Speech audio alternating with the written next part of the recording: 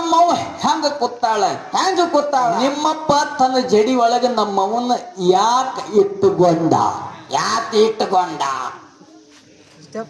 ಇಲ್ಲಿ ಪಾರ್ವತಿನ ಕಟ್ಟಕೊಂಡ ಇರ್ಲಿ ಅಣ್ಣ ತಾಳ ನೀ ತಾಳ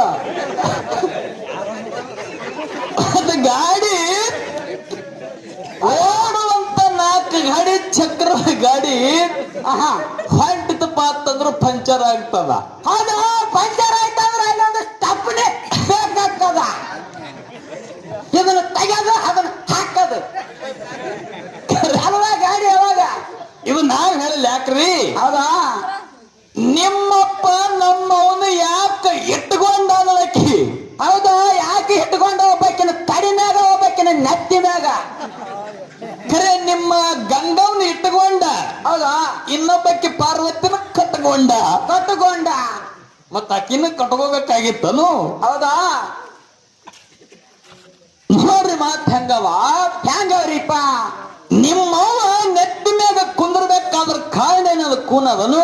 ಏನದ್ರಿಪ್ಪ ಕಾರಣ? ಉಪ್ಪಾರು ಸಮಾಜದ ಭಗೀರಥ ಮಹರ್ಷಿ.